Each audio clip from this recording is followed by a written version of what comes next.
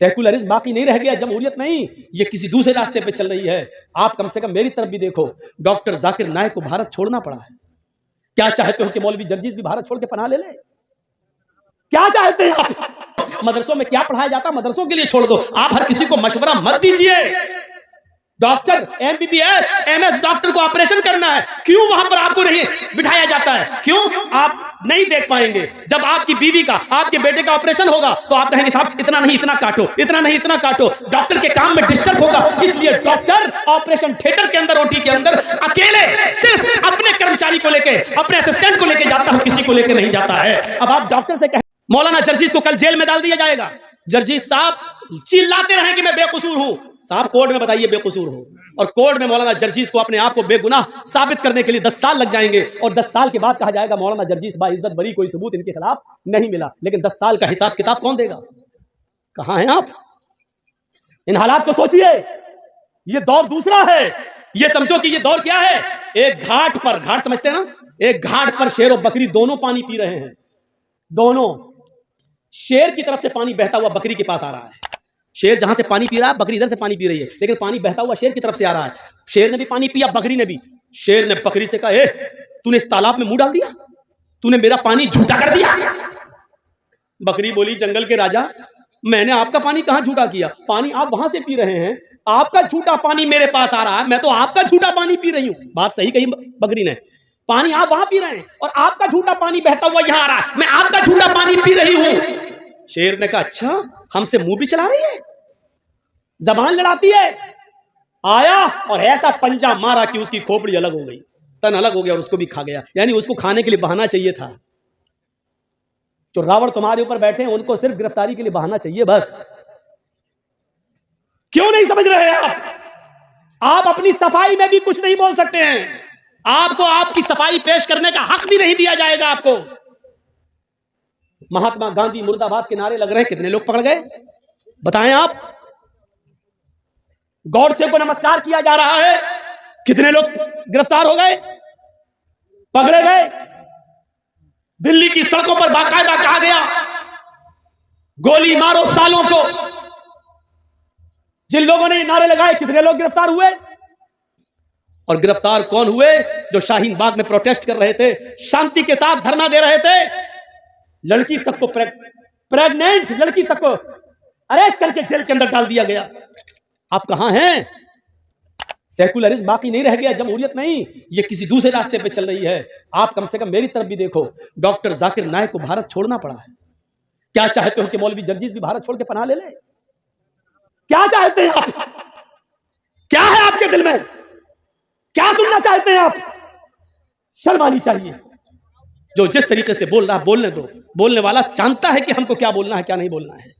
मेरे भाइयों, आप जब धान बोते हैं तो जर्जीस कहने नहीं आता कि इतना वो या वो ऐसा। क्यों? तो आपका काम है, आप अपने काम में माहिर हैं, हम अपने काम में माहिर हैं। हर आदमी अपने काम में एक्सपर्ट होता है। मुझे क्या बोलना है, क्या नहीं बोलना है, कहां कौन सी बात कहना है, इस काम के लिए मौलवी लोगों को आजाद छोड़ दो। मेरे भाइयों, मदरसों में क्या पढ़ाया जाता, मदरसों के लिए छोड़ दो। आप हर किसी को मशवरा मत दीजिए। डॉक्टर एमबीबीएस एमएस डॉक्टर को ऑपरेशन करना है, क्यों वहां पर आपको नहीं बिठाया जाता है? क्यों आप नहीं देख पाएंगे? जब आपकी बीवी का, आपके बेटे का ऑपरेशन होगा तो आप कहेंगे साहब इतना नहीं इतना काटो, इतना नहीं इतना काटो। डॉक्टर के काम में डिस्टर्ब होगा, इसलिए डॉक्टर ऑपरेशन थिएटर के अंदर, ओटी के अंदर अकेले सिर्फ अपने कर्मचारी को लेके, अपने असिस्टेंट को लेके जाता है, किसी को लेके नहीं जाता है। अब आप डॉक्टर से कहेंगे साहब कान यहां से यहां तक चीरना, यहां पर्दा उसका ऐसा है, आपको भगा देगा, जाओ कहीं और जाके इलाज करा लो, सरकारी हॉस्पिटल में चले जाइए। तो आप हर किसी को मशवरा नहीं दे सकते हैं। आप किसी मौलवी को मशवरा मत दीजिए, मौलवी एक्सपर्ट होता है। और फिर मुझे तो 20 साल का तजुर्बा है, मुझे अच्छी तरीके से मालूम हो गया है कहां क्या बोलना चाहिए, कहां क्या नहीं बोलना चाहिए। तो मेरे भाइयों, इन चीजों को आप अपने जहन में रखिए, इन चीजों को अपने जहन में रखिए। हालात अच्छे नहीं हैं, हम वही गलती कर रहे हैं जो नहीं करनी चाहिए। बार बार मैं आपको एक इशारा कर रहा हूं, याद रखिएगा। कुछ लोग नारे लगा रहे हैं, अब हमारी लिंचिंग हो रही है, नारे लगाए जा रहे हैं और नारे लगा के हमें बरगलाने की कोशिश की जाएगी। जहां 2-4 दाढ़ी वाले मिलेंगे वहीं पर जय श्री राम के नारे लगा के हमें बरगलाने की कोशिश की जाएगी। अक्लमंद इंसान वो है जो इनके बरगलाने में ना आए और खामोशी के साथ गुजर जाए। ये अक्लमंदी है इस जमाने में, आज के इस दौर में। जरूरी नहीं है, अब सुन लो मेरी बात, अगर कोई पागल कुत्ता मौलाना जर्जीस को काट ले उसके पैर में, तो उसका जवाब क्या कि मौलाना जर्जीस भी उस पागल कुत्ते के पैर में काटने जाए? आप क्या कहोगे जर्जीस को? एक पागल कुत्ते ने हमें काट लिया है, अब हम पकड़ो और काट रहा। लोग कहें कितना बड़ा पागल है, यही पागल है।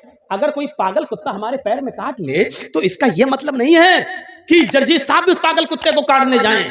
कुछ लोग इस वक्त पागल हो चुके हैं पावर को देखकर।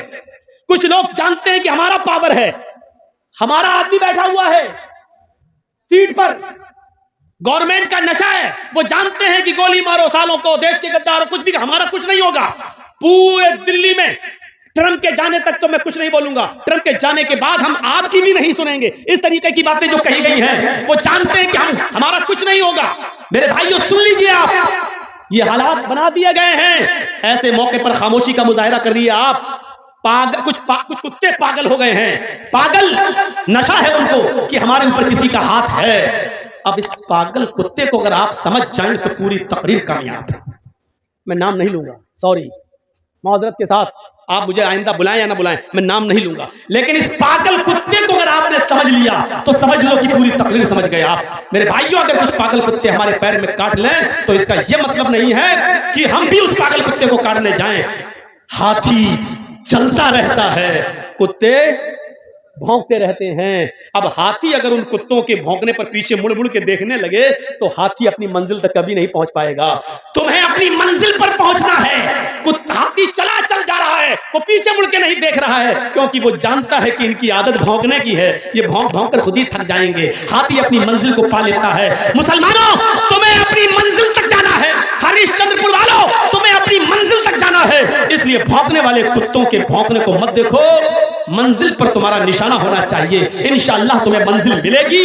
इन भौंकने वाले कुत्तों को समझ लो कि कुत्ते हैं, इनकी आदत है भौंकने की। इस वक्त हम जिन हालात से गुजर रहे हैं उसमें अक्लमंदी से काम लेने की जरूरत है। अक्लमंदी कैसी? एक मिसाल दूं, बड़ी अच्छी मिसाल है। 3 जानवर शिकार करने निकले, शेर, भेड़िया, लोमड़ी। तीनों जानते हैं ना, शेर, लायन और भेड़िया, आप जानते हैं, लोमड़ी, फॉक्स। 3 जानवर शिकार करने निकले। कौन कौन कौन? शेर, भेड़िया, लोमड़ी। और तीनों ने एक एक शिकार कर लिया।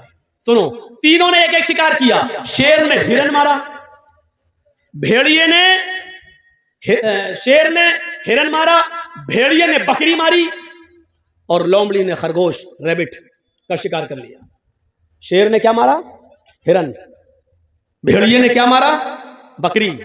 और लोमड़ी ने खरगोश। तीनों जानवर पड़े हुए हैं।